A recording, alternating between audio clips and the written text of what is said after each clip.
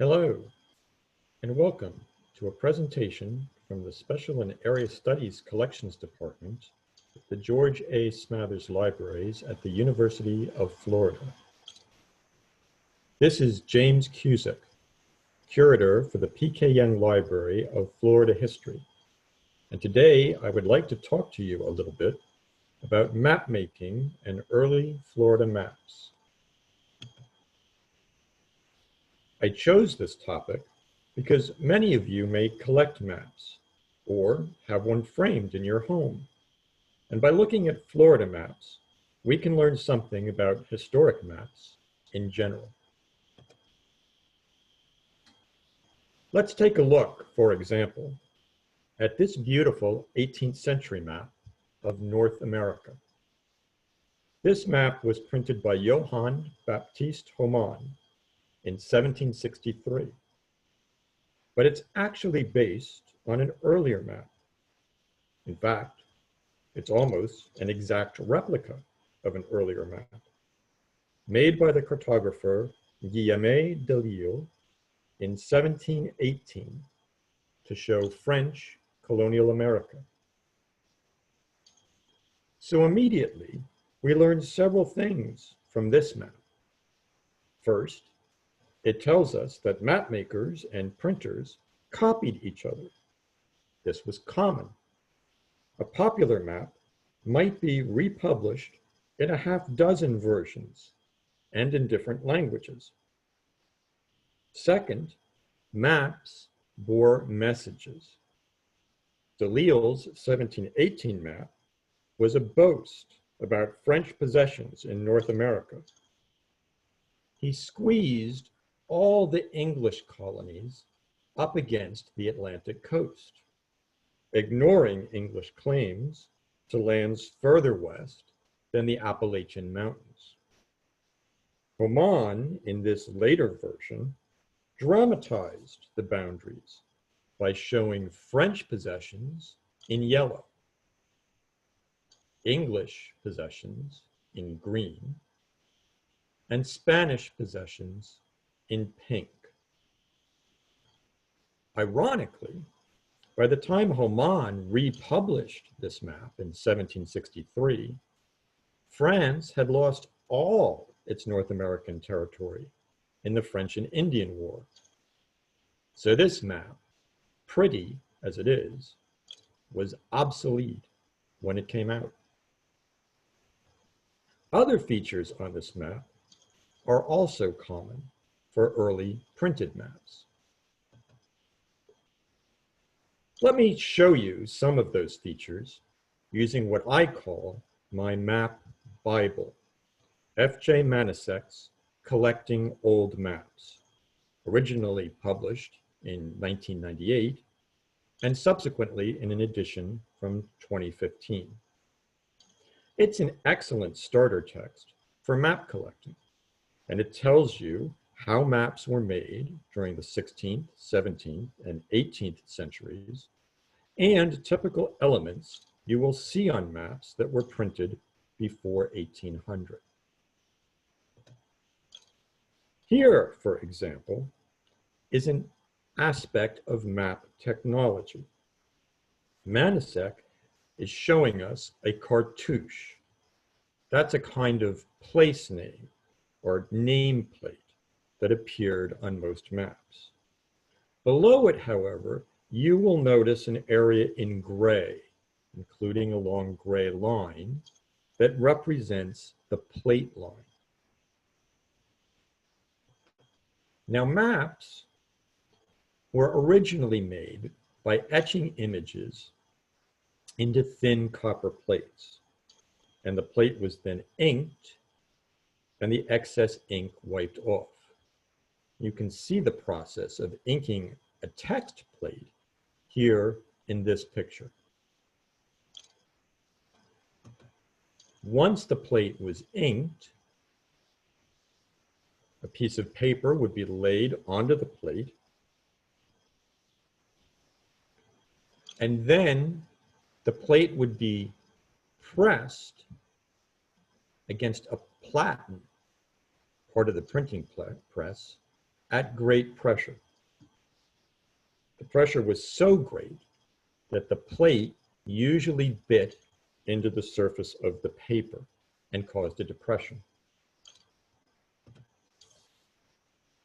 You can actually see this in the Holman map that we were just looking at. Look at the upper right-hand or left-hand corner of this map, and you'll see the border of the map's image. But beyond that, you'll see a long curving line. That line represents the corner of the copper plate, where it was pressed down into the paper so tightly that it indented the surface. This is a common feature of maps printed before 1800 because it was a byproduct of the way they were made. Manuscript also identifies other common elements of early maps, not just the cartouches, such as the one that we see here, but also the neat line, which is the border surrounding the map, the compass rose, which told you which direction was north, and a distance scale. We'll see these in other examples of maps. Many early maps were also intended to be bound into books or into atlases, and therefore they also frequently had what was called a binder's stub. This was a long tab of paper on the reverse side of the image that could be sewn into the binding to hold the map in place.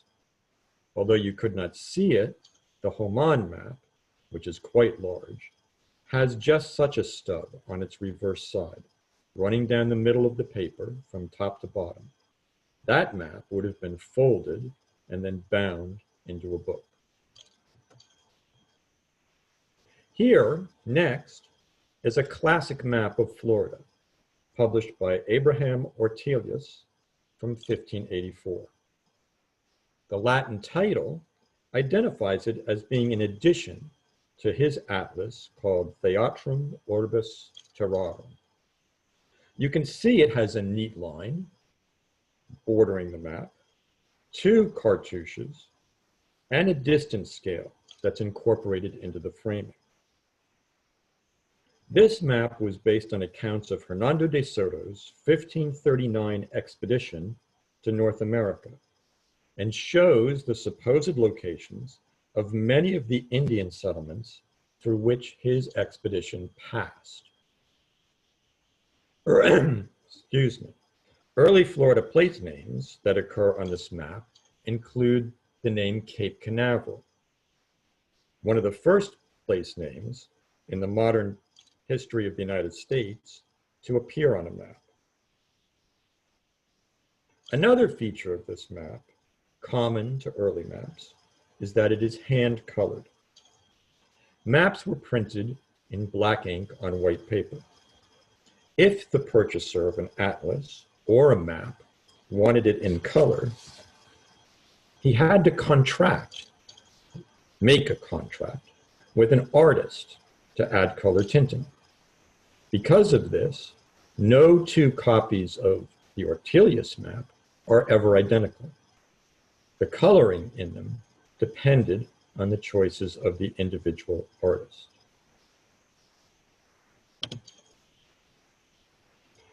If we look at another map from around the same time, Cornel Whitflet's Florida at Apalachee from 1598, we see a map as it appeared after printing, no color.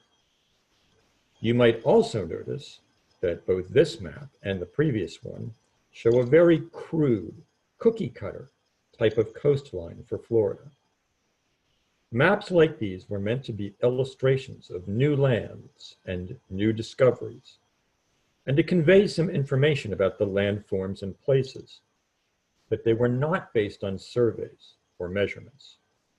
The shape of Florida changed constantly on maps between the 1560s and the 1780s. One final feature of this map is the name Apalachee. This was the name of the Apalachee Indians who lived in the Big Bend area of Florida around modern-day Tallahassee.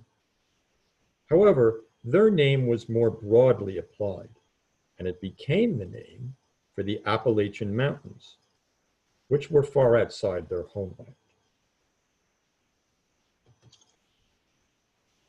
Okay, let's look now at an 18th century map.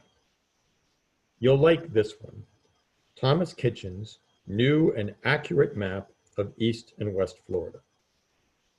I think you would be justified in questioning how accurate this accurate map is.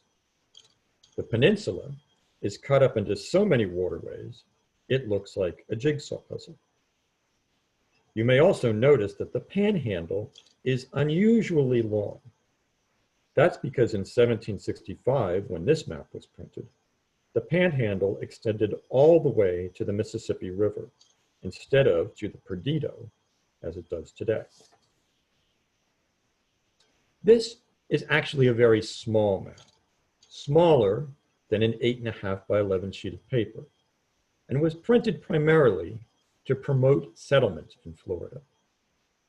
In the 1760s, Britain had just won the area from Spain and would hold it for another 20 years, and investors were looking for settlers.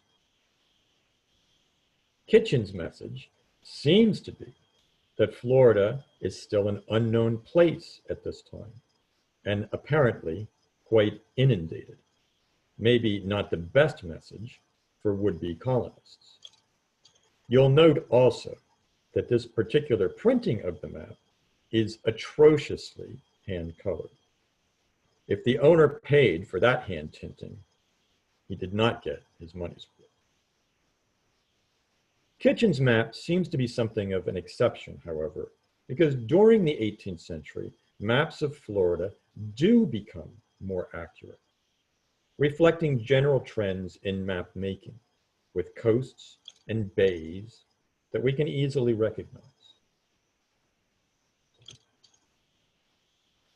This next print is a German version of an image of Pensacola made in 1743. The town at that time was out on Santa Rosa Island.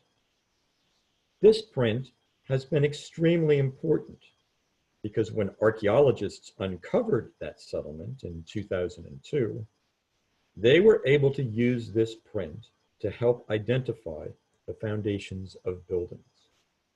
The settlement was, in fact, laid out as depicted here. From a little bit later, 1762, here is Thomas Jeffries' chart of Pensacola Bay. Again, note how much more accurate it looks. This is the result of careful coast survey by the British Navy.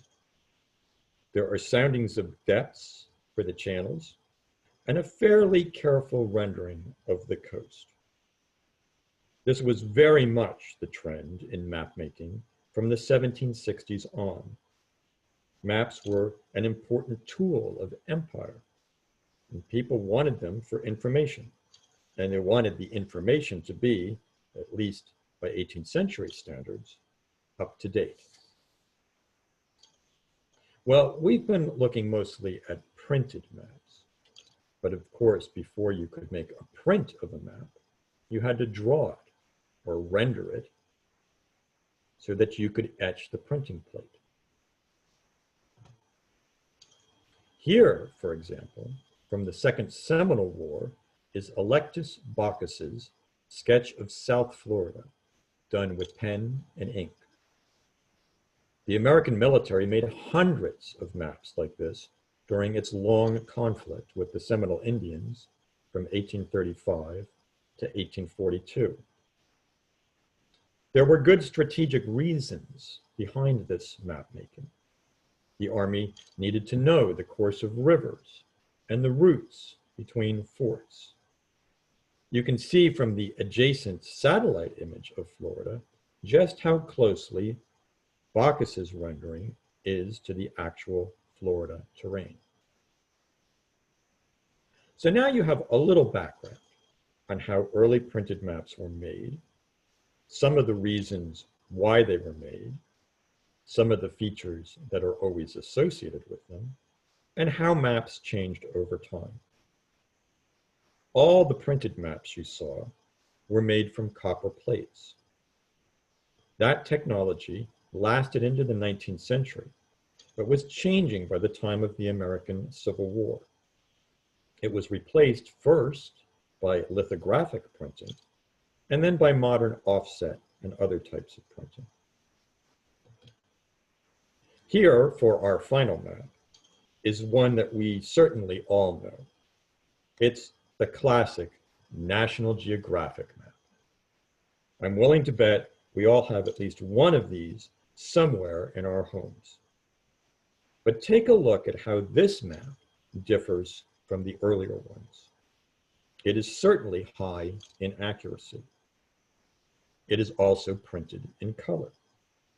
This was possible with lithography because a map could be run through a printing press several times, each time with a different color ink.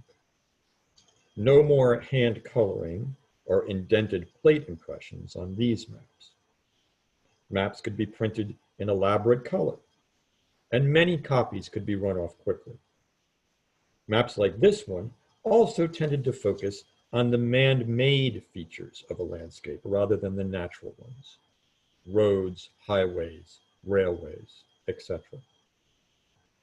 As map making became cheaper and faster, it was possible to update and change maps easily. So things like road maps could be put out each year, staying current with a rapidly developing transit system. I hope you enjoyed this brief excursion into the history of maps. And maybe now you can look around your own home to see what kinds of maps you have there. Thank you for listening to this presentation from the Special and Area Studies Collections Department of the George A. Smathers Libraries at the University of Florida.